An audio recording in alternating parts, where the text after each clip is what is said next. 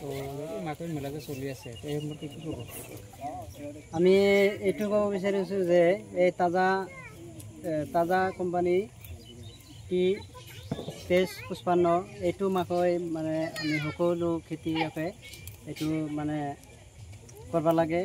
এইটো মানে ভাল ফল দেখুৱাইছে। এইটোৱে আমি সকলোৱে মানে কৃষক হিচাপে আমি এইটোৱে উৎপাদন কৰিবলৈ বিচাৰিছোঁ। অন্য তুলনাতকৈ এইটো মাকৈ কিমান ভাল বুলি ভাবে? এইটো অন্য মাকৈৰ তুলনাতকৈ বহুত ভাল দেখুৱাইছে।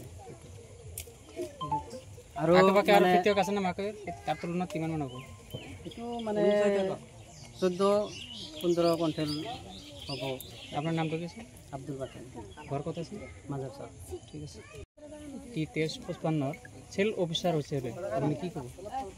মই তাজা কোম্পানীতে হিচাপে কাম কৰি আছোঁ আৰু এই তাজা কোম্পানী প্ৰাইভেট লিমিটেডৰ ভেৰাইটি নাম্বাৰ হ'ল T2355 আৰু 2355 মাকৈটো বহুত ভাল।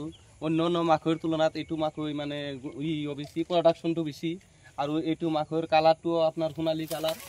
এইটো আৰু মাজৰ ইটো যে আছে মাজৰ যে কৈতাটো যে আছে সেই কৈতাটো মিহি আৰু ৰঙা হৈ আছে আৰু মাকৈৰ কালাৰবিলাকো পূৰা হৈ আছে সোণালী কালাৰৰ হৈ আছে আৰু অন্য মাকৈৰ তুলনাত বেমাৰ আজাৰো কম আৰু ইয়াৰ গাঁথনিটো বহুত ভাল।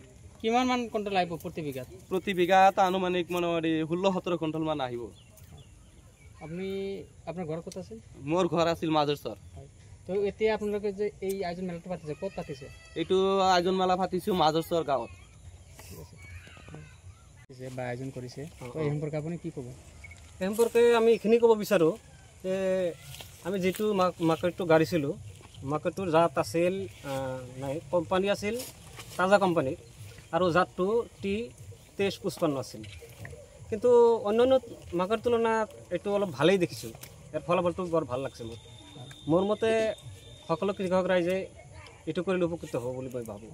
প্ৰতি বিঘাত কিমান মান কুইণ্টেল মান হ'ব? প্ৰতি বিঘাত 14-15 কুইণ্টেল মান হ'ব। তো আপুনি এইটো মাকৈ কোম্পানী কি আহ্বান জনাব বা খেতিয়কসকলক কি ক'ব? খেতিয়কসকলক এইটোৱে ক'ব বিচাৰিছোঁ যে অন্যান্য মাকৈৰ তুলনাত এই মাকৈটো বিশেষকৈ বৰ ভাল ফলাফল দেখুৱাইছে। মই ভাবোঁ এইটো মাকৈ সকলোৱে খেতি কৰিব লাগে। আপোনাৰ নামটো কি আছিল? মোৰ নামটো আছিল চমেদ আলী। ঘৰ ক'ত আছিল? ঘৰ আছিল মাজৰচৰ। ঠিক আছে।